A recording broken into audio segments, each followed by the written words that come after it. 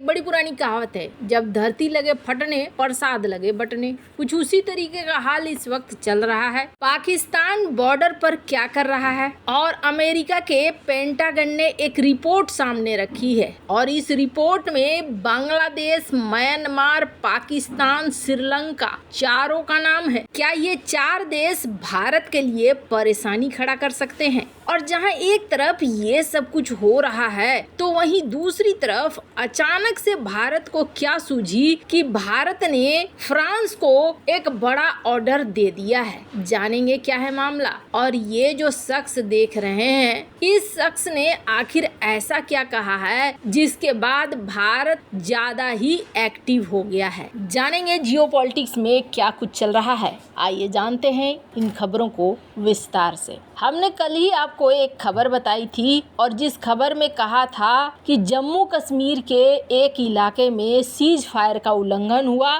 4 साल बाद पाकिस्तान ने आखिर सीज फायर का उल्लंघन करना शुरू कर दिया है। अब पाकिस्तान के मन में चल क्या रहा है? ये सीज फायर का उल्लंघन क्यों कर रहा है? क्या यहाँ पर पाकिस्तान लड़ाई लड़ने के मोड में है? तो आपको बता दें, आर्थिक स्थिति भले पाकिस्तान की वैसी नहीं हो, लेकिन लड़ाई को अगर फंड कोई और करे, कोई और देश पैसे दे, तो पाकिस्तान उस लड़ाई को लड़ेगा, ये बात भी तय है। और इसका एक बहुत बड़ा एग्जाम्पल देख लीजिए कि कुछ तो है जो खिचड़ी पक रहा है और ये खिचड़ी भारत के लिए हानिकारक हो सकता है। इसलिए भारत को पहले से ही तैयार रहने की जरूरत है। इस वक्त हम सभी जानते हैं जो चीन के रक्षा मंत्री थे ली सांगफू गायब हो गए हैं और अब तो आधिकारिक तौर पर चाइना ने उन्हें हटा भी दिया है। तो अभी उनकी जगह ये है कर्नल। वैसे तो इन्हें कहा जाता है कि ये प्रवक्ता हैं, लेकिन फिलहाल के लिए सारी खबरें यही दे रहे हैं और इन्हें ही माना जा रहा है कि अभी लीड कर रहे हैं ये। वैसे आपको बता दें, इन्होंने क्या कहा है? इन्होंने कहा है, एक बड़ा ऐलान किया है और इस ऐलान के बाद थोड़ा सा माहौल गर्म हुआ है। वू कियान नाम है इनका। इन्होंने ऐलान किया है कि हम और पाकिस्तान मिलकर एक युद्धाभ्यास करने जा रहे हैं। चीनी पनडुब्बियां युद्धाभ्यास के लिए पाकिस्तान की ओर बढ़ रही हैं। एजेंसियों के अलर्ट और नौसेना को मिले इनपुट के आधार पर समुद्री सीमा की निगरानी कड़ी कर दी गई है। P-8I निगरानी विमानों और MQ-9B प्रीडेटर ड्रोन के जरिए भारतीय नौसेना की संपत्तियों पर बारीकी से नजर रखी जा रही है। पाकिस्तान की ओर बढ़ रहे P-8I निगरानी विमानों और MQ-9B प्रीडेटर ड्रोन सहित भारतीय और भी ज्यादा सजग होते नजर आ रहे हैं। आशंका ये व्यक्त की जा रही है कि चीनी और पाकिस्तानी युद्धपोत फारस की खाड़ी के उन क्षेत्रों की ओर बढ़ सकते हैं जहां से वे उस क्षेत्र में इजराइल और हमास संघर्ष के बीच अमेरिकी फोर्स की तैनाती की निगरानी कर सके। हिंद महासागर में पाकिस्तान की ओर से बढ़ रहे चीनी युद्धपोतों में एक पनडुब्बी सपोर्ट वेसल चांगदाओ के साथ सांग क्लास की पनडुब्बी भी शामिल है। News agency NI Indian navy के सूत्रों के हवाले से एक रिपोर्ट में कहती है कि एक डिस्ट्रॉयर और फ्रिगेट के साथ एक टैंकर सहित चीनी नौसेना के 3 डिस्ट्रॉयर युद्धपोत फारस की खाड़ी क्षेत्र में मौजूद है। मई 2023 में ये तीनों चीनी युद्धपोत 44वें एंटी पायरेसी स्क्वाड फोर्स का हिस्सा हैं, लेकिन अदन की खाड़ी में समुद्री डाकुओं से निपटने की ये जिम्मेदारी अब 45वें EPF के 2 डिस्ट्रॉयर को दी गई है। चीनी नौसेना यहाँ क्यों पहुँच रही है? कहा जा रहा है कि चीनी और पाकिस्तानी युद्धपोत फारस की खाड़ी में बहुत नजदीक आ सकते हैं, जहाँ से वो अमेरिकी नौसैनिक तैनाती पर नजर रख सकते हैं और युद्धाभ्यास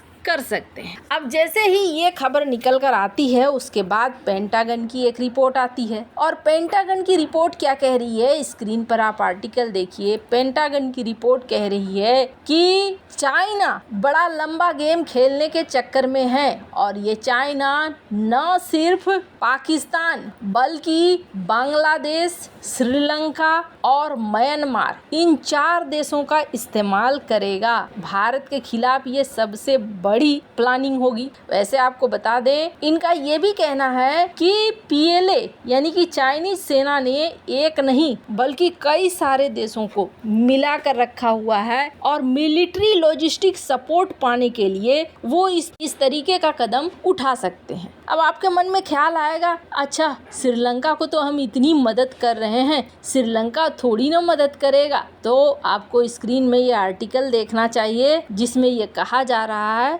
कि श्रीलंका में वो स्पाई शिप जिसके लिए उनके गृह मंत्री ने कहा था कि हम अपने यहाँ खड़ा नहीं होने देंगे, आखिरकार वो स्पाई शिप उनके यहाँ पर खड़ा हो चुका है। तो बाप बड़ा ना भैया, सबसे बड़ा रुपया, ये वाला सीन आता है। अब बात करें, ऐसा ही कुछ सीन बांग्लादेश के साथ भी हो सकता है। श्रीलंका की अपनी ढेर सारी मजबूरियां हैं, म्यांमार के साथ भी ऐसा सीन हो सकता है। तो ये देश हो सकता है कि सपोर्ट में चले जाएं, कम से कम मिलिट्री लॉजिस्टिक सपोर्ट देना शुरू कर दें चाइना के लिए। अब जब ऐसा सीन होगा तो भारत के लिए क्या तैयारियां हैं और भारत क्या तैयारियां कर सकता है। तो आपको बता दें, अच्छा समय लगा दिया भारत ने, लेकिन आखिरकार भारत ने एक बड़ा निर्णय लिया और भारत ने फ्रांस को कांटेक्ट किया। फ्रांस और भारत के रिश्ते किस तरीके के हैं किसी से छिपा हुआ नहीं है। फ्रांस और भारत कई सेक्टर में एक दूसरे के साथ मिलकर काम कर रहे हैं। स्क्रीन पर आप देख सकते हैं, यहाँ तक कि डिफेंस के साथ साथ अब अंतरिक्ष में भी भारत और फ्रांस मिलकर काम करना चाह रहे हैं। पर अब जाकर भारत ने एक खत लिखा है फ्रांस को और इस खत के तहत भारत ने 26 राफेल एम खरीदने के लिए लिखा है। अत्यधिक सैन्य क्षमता से लैस घातक लड़ाकू विमानों के भारतीय नौसेना के बेड़े में शामिल करने की कोशिश की जा रही है। फ्रांसीसी सरकार को भारत सरकार का एक पत्र सौंपा गया है जिसमें 26 राफेल एम विमानों की खरीद का अनुरोध किया गया है। जिन विमानों को भारत खरीदने जा रहा है 22 सिंगल सीटर हैं और 4 विमान ट्विन सीटर हैं। भारत सरकार के ये अनुरोध पत्र एक निविदा दस्तावेज की तरह है। इसमें भारत सरकार ने अपनी सभी जरूरतों और क्षमताओं की खूबियों वाले विमान वाहक पोत INS विक्रांत और INS विक्रमादित्य के लिए खरीदे जाने वाले राफेल समुद्री विमान का जिक्र किया है। आपको बता दें, भारतीय नौसेना और भारत सरकार ये सुनिश्चित करने के लिए फास्ट ट्रैक मोड में काम कर रही है। अधिग्रहण अनुबंध पर जल्द से जल्द हस्ताक्षर किए जाए और भारतीय वाहक हिंद महासागर क्षेत्र में नई दिल्ली की बढ़त सुनिश्चित करने के लिए